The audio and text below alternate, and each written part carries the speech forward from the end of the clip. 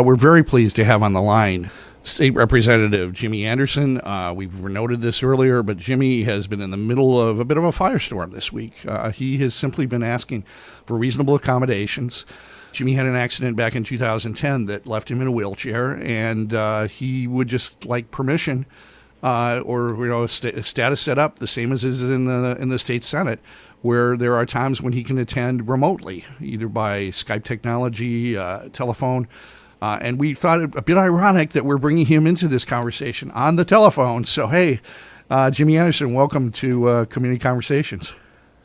Thank you so much for having me. I very appreciate y'all accommodating me in this way.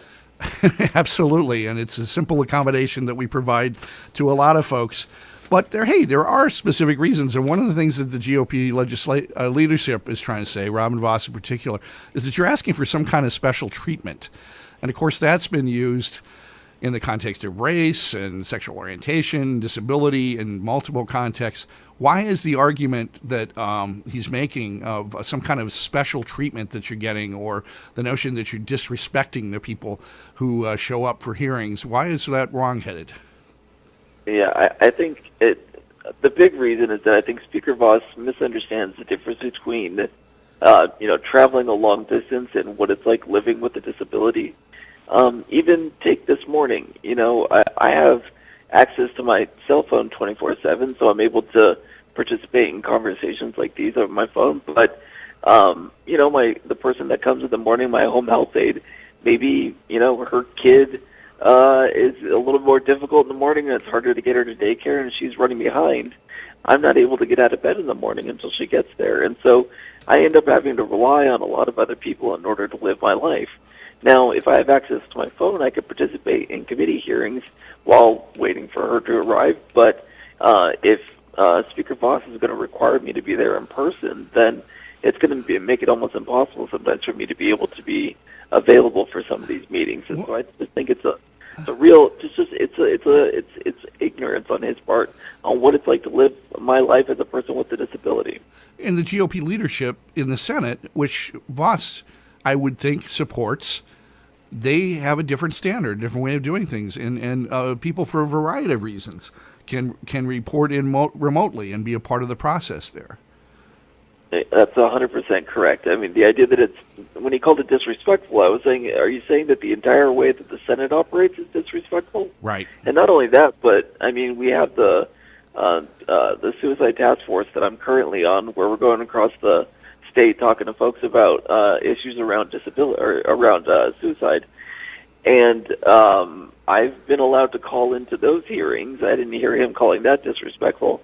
Not only that, but we had a Republican colleague calling into those committee hearings last time who doesn't have a disability, and as far as I know, and he wasn't calling it disrespectful. I just think that Speaker Vos is just really misinformed on this issue. So I want to actually get into that task force that you're on, some of your other legislative priorities, because I don't think we should be distracted either by this controversy, which is in many ways manufactured. But a couple of particulars. So one of the ways that you first entered into disputing the way that business is done was around the lame duck sessions that occurred in between the November election and the new legislature being sworn in. And that was a matter of hearings that went way into the wee hours of the morning, sometimes extended for 18, 24 hours at a time. I think what you articulated very well is that is not something that someone with any kind of a physical challenge can endure. And not to mention the inconvenience it is for attendants and other folks. Now, I would argue that's not something anyone should endure. That's bad legislation that's coming out of those marathon sessions. How can people debate and make decisions at 3 a.m? So am I right that it's connected to that earlier time? And, I mean, Matt Rothschild was just pointing out that was the same tactic that was employed in Act 10. That, from my memory, that was the same tactic employed when the anti-gay constitutional amendments were going through in the mid-2000s. It's just not good government, is it? No, absolutely not. And you're exactly right that, after my first term and going through that lame duck session, and then as we started this next session, I approached Democratic leadership and said, hey, I've learned what it's like being a legislator with a disability. These are the accommodations that I'm going to need. And one of them was that we no longer do those overnight sessions because you're 100% right. It's unsafe, and I just simply can't be in my chair overnight like other people in the legislature can endure. I wouldn't say that they enjoy it, but when they're sending out emails at 4 in the morning to tell us to be on the floor in 15 minutes, I think it's just a ridiculous way to run the legislature. Of course, the exception is that we ought to do government by tweeting things out at 4 in the morning. I mean, that just makes ultimate sense. Yeah, so that seems to be the new way we're operating. Absolutely. So as we concluded our first half hour, and inspired by your story, I brought in Jason Boulangi and Jason Glozier, who work respectively for Access to Independence and for the Disability Division of the Department of Civil Rights at the level of the city. One of the things we reflected on as we closed out was just how important it is to have somebody like a Jimmy Anderson in the state legislature in a very visible position. That you, in many ways, and there are burdens that go with this that I think are unfortunate, but in many ways you're a path maker, and your hope is that down the road we won't have just one person in a wheelchair in the legislature. I think I reflected on this with you, but Barbara Vetter, who is a Madison Common Council member who is in a wheelchair, just really had to, even in that liberal body, had to really forge the way, make sure she had adequate clearance behind her desk. All kinds of other accommodations and education occurred in that context so that it's easier now for someone else who might assume that role. Maureen Arcand at the level of the County Board of Supervisors, who we lost recently, was another pioneer. Why is it important for the Jimmy Andersons of the world to be visible and to be active in our civic life? Yeah, that's 100% right. I mean, it's why the idea of inclusion is such an important part of this process. And, we don't live each other's lives. I mean, we all bring our own unique experiences and backgrounds to these jobs, and that's why it's such a wonderful thing that anyone can run for these positions and add, again, their experiences, their ideas, their thoughts, their uniqueness to these positions. And so no one that I know, I think I'm the first quadriplegic to be in the legislature, and so that comes with its own unique challenges. And so when we're there discussing legislation, we have, for example, a bill that dealt with Airbnb, and I pointed out the fact that none of these Airbnbs tend to be ADA accessible, or that if Uber were to completely eliminate the taxi companies, that Uber doesn't have to be ADA accessible, and so there wouldn't be opportunities for people in wheelchairs or other disabilities to be able to access taxi cabs. And so it's little things like that where, because I live my life and it's a unique life, I'm able to add those unique aspects to the conversations when we're discussing bills or ideas or whatever it is. And so being able to add your own little special flavor of life, I think, is just incredibly important to the legislative process. I just want to share with our listeners something that I was inspired to write as I heard about all these things. Because of issues of depression and other psychiatric related issues that as I face as a consumer, when, for example, the county fair housing ordinance was being proposed back in 1987, I thought it was very important to share of that because I was a visible person in the community. And it came just 2 years after I'd come out as a gay man. And that's a movement, again, where visibility, getting to know someone, being able to achieve a level of understanding is really important. But I think that what you've done these past couple of weeks is tantamount to what my friends Tammy Baldwin or Mark Pocan or any number of LGBT people and people of color and other people I admire have done as path makers. You're really out there in a way, but it's your authenticity of telling your story that's one of the reasons why people are so behind you. So what you've done is truly remarkable, Jimmy, and you're a modest guy, so I don't expect you to have much response here other than to say, hey, it's really great what you're doing. I do want to return to the larger legislative agenda that you have, and again, we don't want that to be overshadowed. Can you tell me more about this suicide prevention task force that's touring the state? Yeah, and so it's actually been a really moving experience. We've been going across the state, visiting different hospitals and clinics that have been providing support for individuals dealing with depression and other mental health issues, and trying to figure out ways that we can provide people other avenues to not ultimately choose to end their own lives. And so we've been meeting with so many great professionals and again, clinics and experts on this issue that we've learned a lot. But I think most movingly, we've been meeting people who have talked about their own experiences with suicide, and talking about either losing family members or even themselves having had these kinds of ideations. And so I've learned a ton. It wasn't an issue that I didn't know a lot about, but I had one constituent in particular who had been doing a lot of work in this issue, and she inspired me to want to get onto the task force. And I'm really excited because it's usually these kinds of unique task forces that tend to come out with some really good legislation that isn't, it doesn't turn into partisan bickering. It actually turns into solutions for the people of Wisconsin. So I think we're going to come with a slate of bills that are going to really help the situation. Well, just to get personal for a second, it's an issue that's very compelling for me, partly with a mother who experienced severe mental illness and did attempt to take her life on a number of occasions. And it was really... our entire family was deeply affected by that. But you're using exactly the right terminology when you refer to suicidal ideation. This is not a character flaw. This is not someone who is weak, who's giving up on life. There are a series of ailments, essentially, both physical and emotional, that produce suicidal ideation, that change one's perspective in ways that are beyond someone's control. And it's something I've experienced myself. I've never taken an active step, but I want to share something just briefly, anecdotally, that I think is an area of concern. The National Suicide Hotline that exists, what happens is you call in and they immediately channel you based on your phone number to the locality from which you're calling. So in our case, it's Journey Mental Health.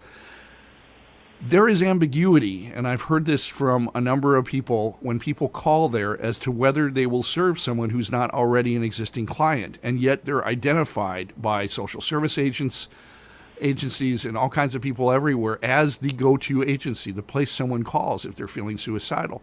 They put me on hold. They were rude to me. They dickered with me for more than a half an hour about whether I had a legitimate right to talk to someone. And I've heard from dozens of people since then, including someone who lost her daughter, who had called that suicide prevention line. We really have to have meaningful and accountable sources of support for people in crisis. And I don't expect you to respond to it because, of course, you can't know what happened to me, or the other side can't necessarily speak to this right now. But I will tell you, right here in Dane County, if you're feeling suicidal, it's kind of a mixed bag in terms of being able to immediately get the support you need. And, of course, what puts people in this position in the first place is isolation, and they're trying to break the isolation when they call a support line like this. And it's just horrible that's the response that people get. Yeah, I will say that is something that we have heard in other localities as well, and so yeah, it's something that definitely needs to be addressed, and hopefully there are ways that we can improve that, and it's something that we've been discussing in the committee. So, but thank you for being so open and honest about this issue. It can be so difficult to talk about, and people sometimes can feel even shame about something that I think we all have experiences at different levels with mental health issues, and it's really inspiring to hear you talk about this. I appreciate that. I think it's also a common experience that when things really get tough, and all of us have dilemmas like that, it is a thought that comes to mind. It's not something to feel guilty about or to feel as if you're somehow inferior just because you've considered that in that moment. That's a very universal experience. But of course, it is something of the moment. We have to let people live through those moments to a point where they can find the support and help that they need. So it's inherent to everything that you're saying. We've got about 8 minutes left, and I do want to return, maybe just give you an opportunity to talk about your other legislative priorities. Why did you run for state legislature? What kind of change are you hoping to affect?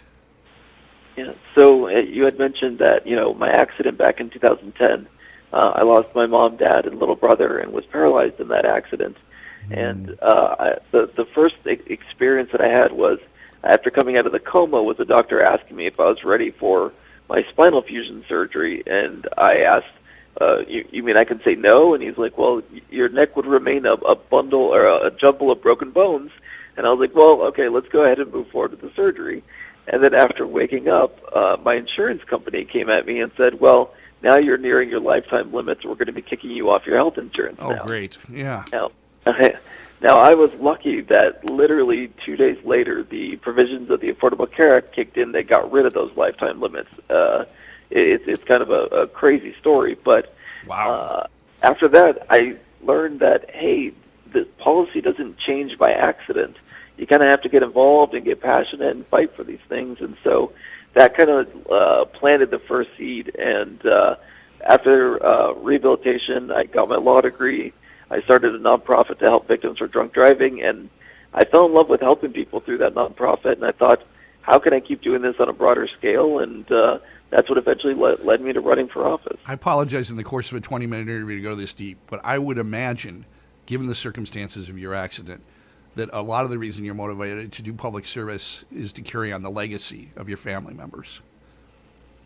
I know that I only have so much time left in this world, and when I see them again, I just want them to be proud. I want them to know that I didn't waste the opportunity that was unfortunately taken away from them.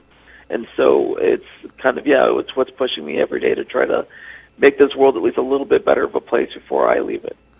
So other issues, the way that we're building this hour is accessibility to democracy. And why Matt Rothschild from Wisconsin Democracy Campaign was the perfect guest that was bookended by the two Jasons and you, is we really are talking about making democracy accessible, making the vote easy and not being suppressed, other bigger issues of a broken system for which people are feeling distanced from democracy.